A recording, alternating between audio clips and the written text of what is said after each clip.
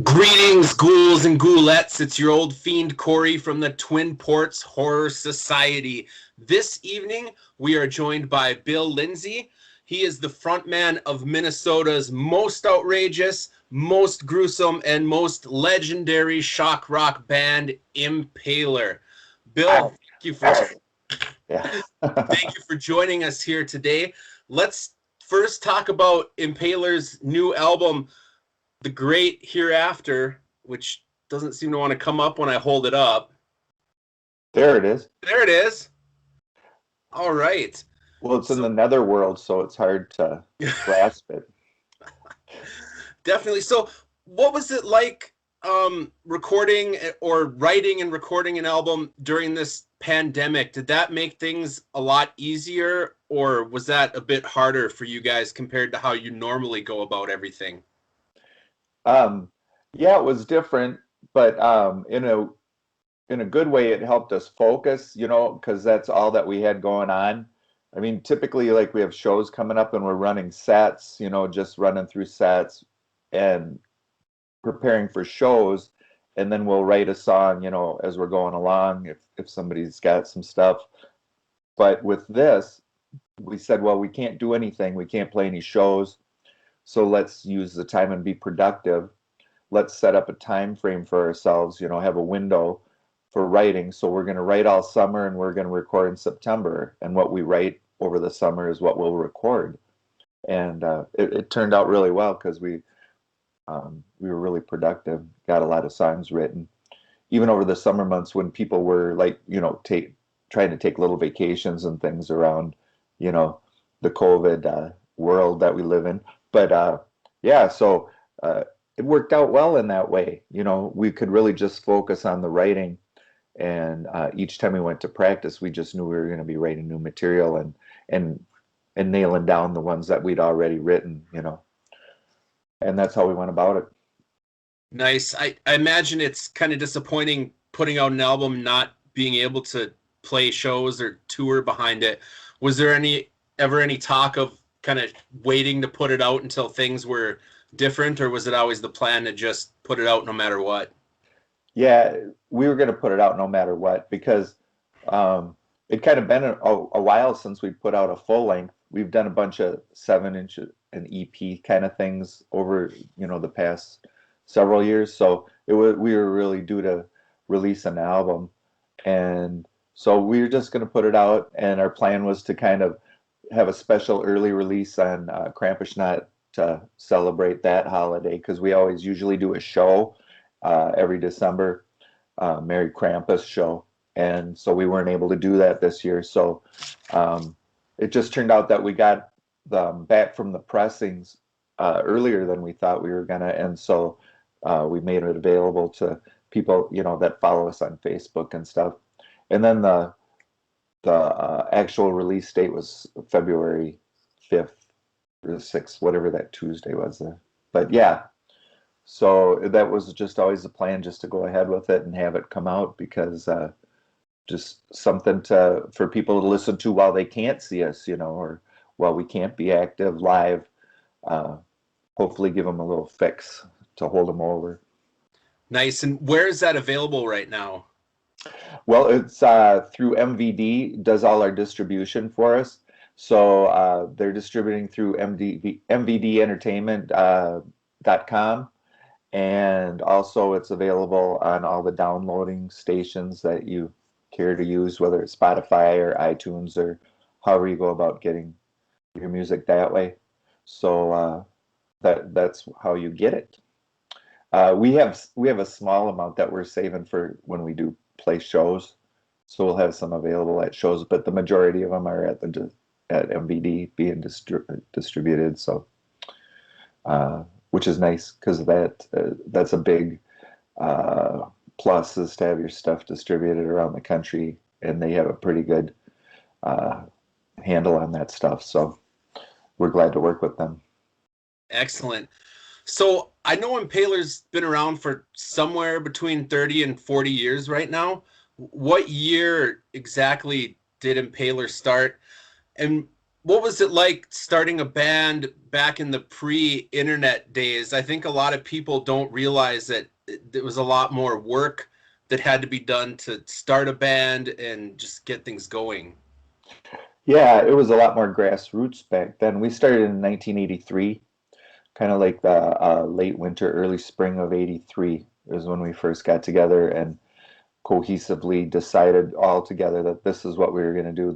We're going to be called Impaler. We're going to have a theatrical show and we're going to play, you know, uh, punk fused metal music, the things that we love. So, and back then in those days, it was very fun. It was really grassroots because you had everyone, the way that people kind of spread the word was with demo tapes and fanzines, and they were kind of like all kind of like homemade affairs. People were going to Xerox machines and either Xerox and their J card for their demo tape, or they were Xerox and their zine to review demos or albums by metal bands. So it was really a fan grown effort to help the band, the bands that they loved, to get the word out about the bands that they loved. So it was cool, and it was different. You kind of had, if you were touring or trying to set up a tour, you either had to have a Watts line or you had to have an agent or somebody who had a Watts line who could make all the kind of long distance calls back then. That was something that was different, as now, you just get on the internet and you can contact anybody all over the world, and back then you had to make a phone call in order to set up shows and work out the details and stuff like that. So, yeah. So that's what that was like back then in 1983.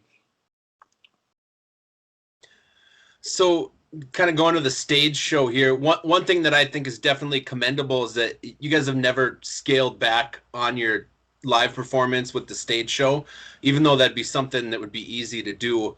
But as far as I know, you've never said, we're not going to bring out the blood and guts today. It's always been a wild theatrical stage show. What were some of your kind of influences getting that going and keeping it going throughout the years?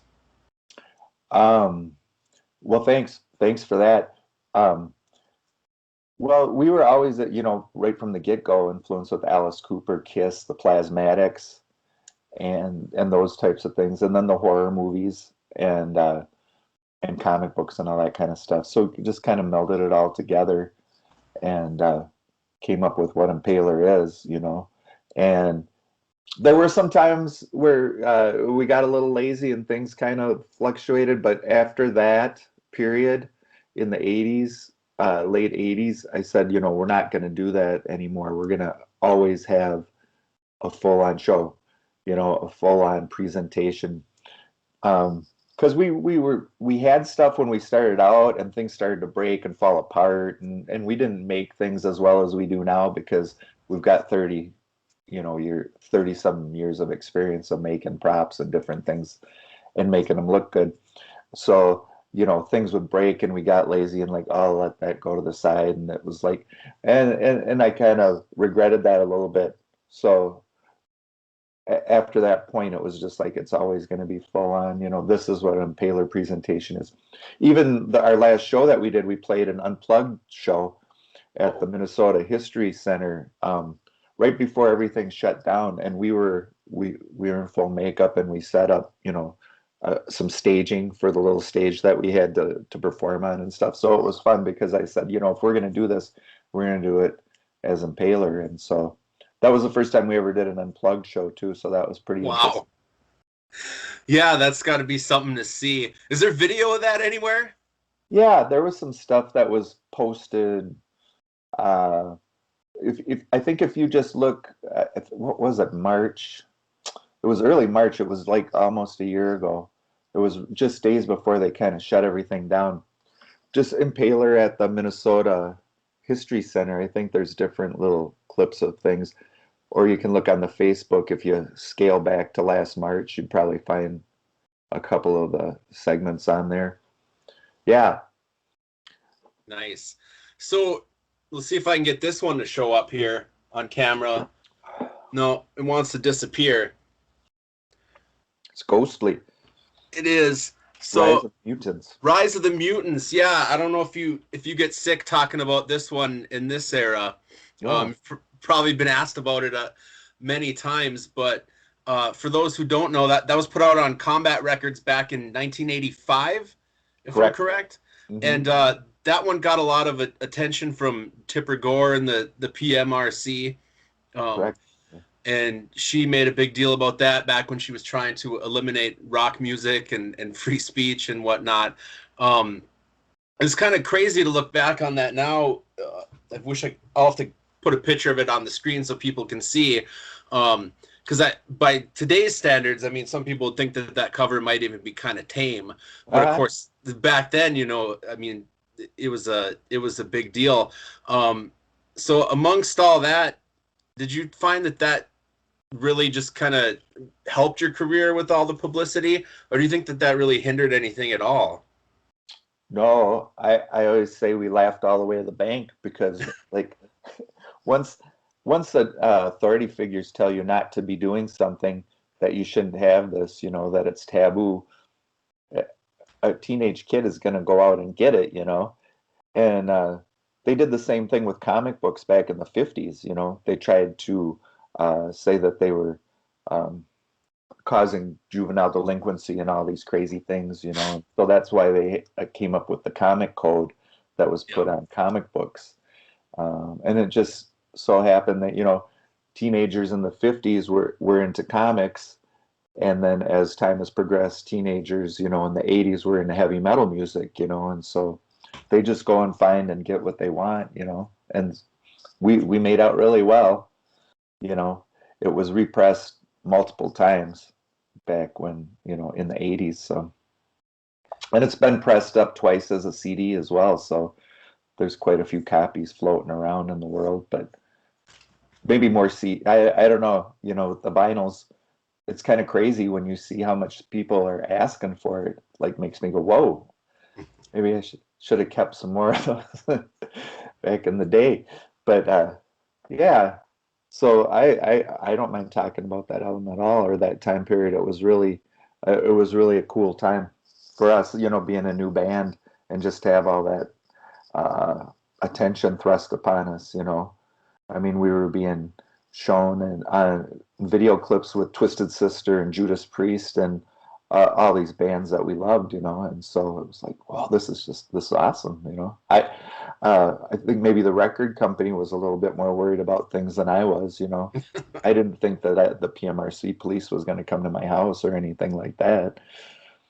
So I didn't sweat it. We just did what we did, and we continued to do it. We didn't try and tone things down. As a matter of fact, Combat, talking about kind of being a little gun shy.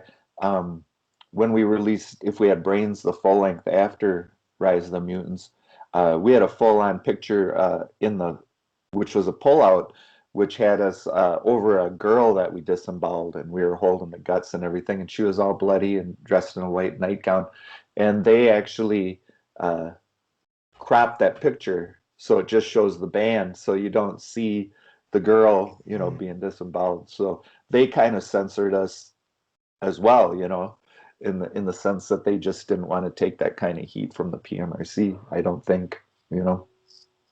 Why you think they would have figured out that they were going to sell more records probably by not cropping it or keeping Yeah, publicity? yeah. I mean, I can't tell from I can't speak for, the people that were running Combat at the time. I don't know what they were worried about. They had important distributors. That was the mothership. That was the big corporation, or the business that bankrolled Combat and IRD and Combat Core and all those things that they put out. Uh, and they distributed it. And they were distributing Megaforce, they were distributing Metal Blade, they distributed everybody worldwide, or at least nationwide in the US. And then they were dealing with Music for Nations overseas. So maybe there was some kind of heat they were getting with that would have affected their distribution or something. I don't know. I can't speak for them, and I don't know the insides of the manipulations of what Combat had to deal with about it. I just know I wasn't worried about it. and like we weren't we weren't going to change what we were doing, That's great. So in that time period, were you getting any protesters at your coming out to the concerts or anything like that? I mean, Oh, did you see that the effects of that firsthand in your face ever? not so much from the aspect of the PMRCs or any of their people, but there was a faction here called the Peters Brothers who they were an evangelists that had this anti-rock crusade that they used to um, spearhead and Rolling Stone has even said there's been a proliferation of what they call satanic rock or devil rock. This one just sickened me when I saw it in a rock store. It's called Impaler. It's a rock star with blood just coming out of his mouth. Do you think that's going to influence you to live for God? And yet, I saw young people in that store. The store was packed, grabbing albums off those shelves. The worse it is, it seems like, the better it sells. Taylor was one of the bands that they were opposed to, and we were on Twin Cities Live a couple of times and some radio shows debating with them, about whether rock and roll, needed to be censored or whether it was evil or whatever their nonsense was. And then they came to to a show and actually brought people down and picketed and were reading the Bible and stuff at the show, which was pretty cool. It was just like a circus, I've seen some video from that, I believe. I think you've posted that, or somebody had posted that online before. Oh yeah, I imagine. Yeah. Yeah, that's some. It's wild to kind of look back at all that, just compared to what people can get away with doing today without anyone batting an eyelash. Yeah. So some people don't realize that other people kind of had to fight for that for things to be like this. So. Well, even before us, I mean, can you imagine the heat like Alice Cooper took, from truck drivers back in the early 70s and the crap that the Stones and the Beatles took, or even the pioneers like Chuck Berry and Little Richard and stuff, just the abuse that they took from the status quo, the authority. So I guess we just carried on the proud tradition, but we were standing on giants' shoulders, Definitely. So kind of looking back at, decades of playing shows, what do you think were some of the favorite national acts that you've got to perform with? And I'm just kind of curious if you have any favorite stories from shows like that. Well, the Plasmatics were way up there. I loved playing. We played with the Plasmatics at First Avenue, and that was really cool because we got to talk to West Beach like all afternoon during the sound check and stuff, and he was really cool. And I'd actually gotten to talk to Wendy on the phone before that because a guy, our rep who was at Combat, he went to Profile, and so he had her call me on the phone one day. I was at home and I answered the phone. She said, "Hey, Liver Breath Bill, this is Wendy O. Williams," and I talked to her for like about 10 minutes, and that was really cool. So that one was a highlight. I mean, I always enjoy playing. We played with so many different bands, Raven and Helix, Husker Du gave us our first, big show as support for them at First Avenue. Twisted Sister, we played with Twisted Sister for their Christmas tour when they had the Christmas album out. Oh, yeah. Some years back. Yeah, that was really cool because, I like Twisted Sister. I had Rough Cuts before Under the Blade even came out. I was kind of aware of them really early on and always loved them. So that was fun to play with them too. We played festivals, played one with Motorhead, so that was awesome to talk to Lemmy and, just see Lemmy around backstage. And over in Europe, we played, I don't know if you ever heard a band called Death SS. They played a festival in Europe that we played. Beeler, who's the drummer from Exciter, he had his band Beeler at the time. That was pretty fun playing in Europe. Let's see who else was on that. There were so many bands that played on that Exodus. So yeah, we played with Exodus a couple times, I guess, because we played at that festival in Europe with Exodus. We played with them at a zombie pub crawl here in the Twin Cities, And then we also played with them back in the 80s at a place that doesn't exist anymore called Pepper's Dance Land. And that was really cool. It was Exodus and Celtic Frost. Wow. Yeah. So we got to play with a lot of bands, Nasty Savage, Seduce, uh, Zodiac Mind Warp. That was cool because I really liked that album. Zodiac Mind Warp and the Love Reaction.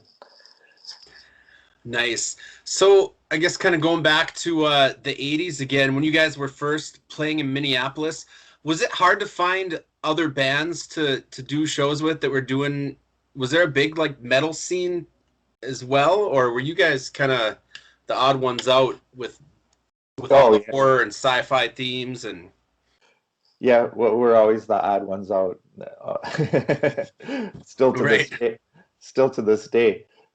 No, the majority of the metal bands back then played cover tunes, and there were some really great ones: Paradox, Dare Force, Obsession, all these different bands that, at first anyway, they started out playing, 90% of cover tunes, Def Leppard and Ozzy and Aerosmith and Led Zeppelin and all that, and they did it really well. Excuse me. And then they would add their own songs in there, which were really cool too. There was a band called Kane that actually put out 2 albums. They were from the Twin Cities, and that was in the mid 70s, and that was really cool. But they were also a bar band that played a lot of cover tunes. But they managed to put out 2 albums, and I always kind of admired that because that was something that I wanted to do when I grew up. So that's kind of what the scene was like back then. There wasn't really a metal scene, and so I was really influenced by what the punk rock bands were doing because they were kind of doing everything themselves. They were booking their own shows, flyering their shows, all these things that are commonplace now, but it wasn't then. If you were going to play in a bar, you had to go through an agency if you were playing hard rock or metal. So I went to the punk clubs and we took our demo tape, and they just like embraced us with open arms. The guy Fred and Drew at the Upper Deck who gave us our first shows, they said, we've been looking for a band like you for a long time that's metal, that's influenced with Motorhead and Venom and things like that, and we're like, yeah, well, yeah, that's us. And so we played with a lot of punk bands early on and a lot of what you call goth bands now. I guess back then they were kind of called, the term goth really hadn't been coined at that time. Everyone was kind of called Batcave bands because Okay. over in England there was Bauhaus and Alien Sex Fiend and all these different bands that were the ground floor of goth. And so Batcave people would come to our shows, and then metal people. So it was kind of a wide variety of people that would come to see us because we were kind of an oddity. So we were doing something that no one else was doing at that time. Definitely. So when clubs didn't know about kind of your stage, anything with your stage show or your stage antics, did you have a hard time with that sometimes? Did you ever kind of play clubs back then and spray blood all over and have club owners get mad about it, or any No, trouble with that?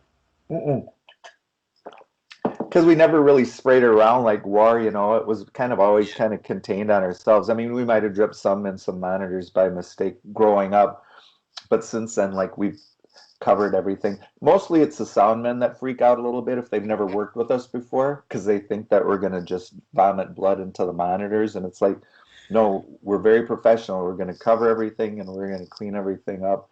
Everything's going to be taken with us, and then afterwards they're like, all right, that was great. Thank you. They're like relieved and happy. So, we had I guess the foresight or whatever, just watching what the punks were doing. But a bunch of zines actually had written up like our demo tape and stuff.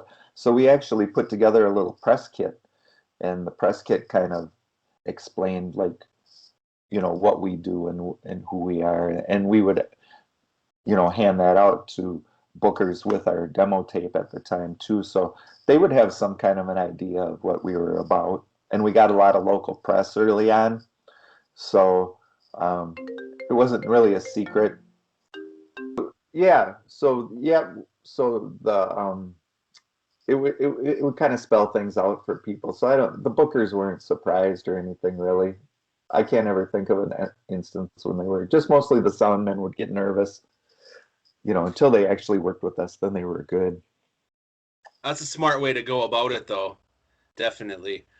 So I was thinking about when you were talking about a lot of the bands would just do cover songs and stuff. You guys are known to kind of pepper in a cover song here and there through your albums. Have you, I've heard you guys cover like the Plasmatics, Ramones, MC5, Alice Cooper. Have you ever thought about putting out a covers album for fun? Um, that would be fun. I would love to do something like that. It's a lot of red tape and getting all of the rights to do signs and permission from BMI or ASCAP or whoever they happen to be with. So I think that would be fun to do, but I think I don't know that the logistics of it would ever happen. But you never know. You never Definitely. know. So for younger people in bands that are watching, what do you think is the secret to your longevity? Because a lot of bands don't make it even one decade before they've thrown in the towel or, broken up or anything. Well, you have to have thick skin, and uh, you just have to know that being in a band is like life. It's like a roller coaster. So there's ups and there's downs, and once you go, when you're down, you're going to go back up again, and you just have to stick in there, hang in there, because when you quit, then it's over, And if you're just stubborn and persistent like we are, you just keep rolling along. And we've been fortunate because we're just a great bunch of guys that have been involved in the band, and it makes it a pleasure to do it. If it wasn't fun, I don't think I'd be doing it anymore, at this point, but we still have a lot of fun together. So, um, yeah, just to be persistent, you have to be persistent and you have to do what you want to do, because I think if you're doing what you want to do, exactly what you want to do, then you will be persistent, because if it's something that you love and you're passionate about, um, that goes a long way, as opposed to being told like what you should do or how you should do it. Don't listen to those people. They're full of shit. Great advice. Great advice. So, getting into just the horror aspect of the band, when did you become a fan of horror, and how did that kind of start to get into the influences of your music as well? Well, so I'm a baby boomer, so when I was growing up, Halloween was a huge thing. It was massive. Like living in the cities here, it was just armies of kids dressed up and going out for Halloweens, and so that was really my primer, for all of that. When you're young and you just look forward to Halloween night and dressing up and seeing everybody else and people that decorate their house and make it spooky and everything. And then I saw King Kong at my grandma's house one Sunday afternoon on the Sunday afternoon matinee. And I was like, oh my God, this is amazing. And, from there I went to Frankenstein and just all the different things we had a a Friday night horror movie show that was called Horror Incorporated. And then on Saturday nights, we had one called Creature Feature. And so uh, my brother and I would stay up and we'd watch those up in our room. We had a little black and white TV up in there. And yeah, that's pretty much how it went. Nice. And I imagine you're still a big horror fan to this day as well. What are some of your favorite, more modern horror influences? More modern. In the sense of the things that I like, I think I'm more of an old soul because I like and enjoy things from past decades the most. My music, uh, 70s and 60s and 50s and blues, and those are my kind of favorite music that I Mhm. that I go to again and again. Movies are the same thing, my favorite ones are from other decades, from decades past. I like old things like antiques and all that kind of stuff. So um, when it's like I'm not a person that watches every single horror movie that's on Netflix and all that, you know, because a lot of it doesn't appeal to me. It's like this is I that's an hour and a half I won't get back, you know. That Right. so uh so recently I liked uh I liked that movie Harry Potter was in the Woman in Black. I thought that was a really good ghost story. I guess that one's more current. I really like everything Guillermo del Toro does. He's amazing. I Oh think yeah. he's my favorite director these days. So Pan's Labyrinth and Pacific Rim and what was the other one? Crimson Peak. Um, just I really dig what he does. Hellboy too is great. Those are So great. yeah, I really like him a lot. Um, I really like the first couple of seasons of The Walking Dead. I watched that for you know, the first several seasons, you know, and then after a while I kind of lost interest. It kind of in my mind kind of became a little diluted. Um, yeah. So, you know, there was a Korean film that I watched, and I think it was called Last Train to, I can't Uh, remember the name of the town. Busan or Yeah, Busan or something like that. yeah, yeah. I thought that was well done. And you know, I like old Mexican horror movies and things like that from Latin America are really cool. Paul Naschy, um, the black and white Universal films and the sci-fi stuff that came out in the 50s and 60s. Those are my favorite things, you know. And then um, kind of landmark ones like the first Texas Chainsaw Massacre and The Exorcist, The Evil Dead. I thought Sam Raimi was really great director and really doing cool stuff in the early 80s when I saw that stuff in the movie theater. So, um, yeah, that's kind of where my head is with those kinds of things. It's like um, if I go on Netflix, I don't necessarily uh, watch all the horror movies that are on there. So I know some people that do and enjoy them all, and I say more power to them, you know. Oh yeah, definitely. Yeah, the Exorcist, that was the I think that was the first movie that ever genuinely scared me. I mean, that still to this day, I watch it every couple of years and it still scares me. Oh yeah, it's classic. I mean, it's just made so well. Um, Dick Smith, I think, was the special effects guy that did The Exorcist. Yeah, Yep. I mean, he just did a crazy excellent job doing Reagan and everything. Um, yeah, the Texas Chainsaw Massacre scared the crap out of me, and it has a whole experience attached to it that really added to uh, the scare of it because I worked at this movie theater back when I was like 15 years old, and it was an old theater, just an old one-screen theater that was kind of close to our house, probably 6, 7 blocks from our house, St. Clair Theater. And so they would start new movies on Wednesday night and run them through the weekend, and then the following Monday and Tuesday, and then they'd rotate again. So a movie would start on a Wednesday night. Not a lot of people would come out to a movie on a Wednesday night, de depending on where it was. But it was Texas Chainsaw Massacre, and I was one of the only ones working that day, and some of my other coworkers ended up leaving early, and I was kind of by myself to close down. So this guy came to the ticket booth, so I had to take his money, sell him his ticket. He looked like the fucking Zodiac killer. You know, he had crew cut, he had these broken prison glasses. You know, I gave him the ticket, and then I had to run over the concession stand, but he just walked by that. And then you're the usher, so then you have to close the doors and you have to sit in the back and make sure that the film doesn't go out of focus or that nobody's smoking or bothering people. So as the usher, you close the doors and then sit in the back of the theater. So then the movie starts rolling, and I never saw it before, you know. And then I'm sitting in this empty theater with this guy that looks like the Zodiac killer, and like just blew my mind. So that just added to the whole visceral experience of seeing it, you know.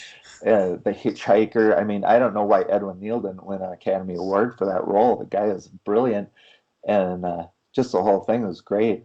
But so then I had to lock up the theater after the guy left, and I like ran all the way home. I heard every squirrel and rabbit in the bushes the whole way home, but I don't think I walked at all. You know, I was running, so it was fun though. You know, when it really added to the experience of seeing it for the first time. So it will always be my scariest movie just for that reason. Oh, that's great. One of my favorite things about that movie is that there's not a whole bunch of blood and gore, and it just really, real. I don't know the way that they shoot it. Like when he puts her on the meat hook, you don't actually see the hook going into her back, but you swear you think you did, just the way that Yeah, they shot everything and played it out.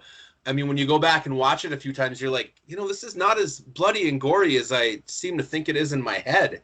yeah. It's just such a well done movie in that manner. Oh yeah, it was brilliant. I mean, Night of the Living Dead, that was a huge, huge influence to me visually and, just cinematic. That's a great movie. So many of those movies were done on a shoestring budget, and those are the best, the first Halloween. They're just all done on these low budgets, and it's just like they produce these masterpieces that blow away these big money movies that studios pump all kinds of cash into. It's just because it's from the heart. The people that are making it, it's a labor of love for them. And same thing like with music. They're doing what they want to do the way they want to do it. So And that's why those things still hold up today for many people and still get new fans. So hmm it's yeah, definitely exactly. Evil Dead. That's another example of one that was done on a very small budget. So those are some of the best movies in my mind, from 1969 onward. definitely. Well, I can't argue with you there. So do you have any? I know you guys just put out an album, but did you have any plans for the future already, or anything else coming up that people might need to know about? No, we're just trying to get through the COVID world and maybe possibly play some outdoor things in the summer is kind of what we're hoping for if the right things come about, But we just want to play some shows and play. I think that we all are so happy with the way that the new album came out that I truly believe probably every song on that album is going to be in the new set because Nice.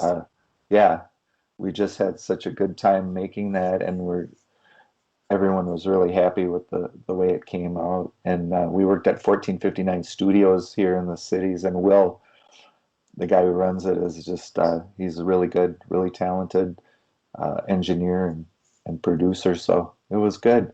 We co-produced it with him. Um, but we were really happy with the way it turned out sonically and just the songs that we wrote and the way it all fits together. So I think we're going to definitely be playing that whole album because it's 8 songs. That was the other thing too. It's like this is an album in the sense of a 1970s album. It's not that we're trying to fill 160 minutes of a CD, you know, because that's not what it's about. To me, an album is, 9 songs. Quality over quantity. I'll take that any day. Yeah, me too. I mean, all my favorite albums have 8, 9, 10 songs on them. Like Masters of Reality. I don't even think there's probably 8, I think, if you count Orchid. So Toys in the Attic, 9 songs. So that's what Yeah. wanted to record an album in the 70s tradition. Do you ever, when you're putting together your live sets, do you ever have a hard time putting or figuring out what you want to play just because there's a good deal of material that that could go in the set from Yeah, going back so many years? yeah. Well, I have the convenience of being on all of those releases, so I kind of know them all. Um, so sometimes, yeah, it is hard. And then sometimes, there's just songs that, um, like Brad, our guitar player, for instance, maybe he never played that song before because it was something that came out when he wasn't in the band, or Andy, our radio, or our new rhythm guitar player. well, he's not new anymore. He's been in the band for about 3 or 4 years now. But um, you know, so picking songs that people that can learn, you know, or that appeal to them. You know, we try and make everybody happy with the set list. You know, there's songs that you have to do, so um, there's that too. So yeah, I mean, there's God, you know, 13 albums or whatever worth of songs, and so I know them all though. I might have to listen to it once or twice to refresh my memory, but damn it, I know how they go. That's great. Well, man, I hope things get, back to normal soon and you guys can get playing out again, because it's got to be awful putting out this album and not being able to get out there and play these songs for people right in their face, man.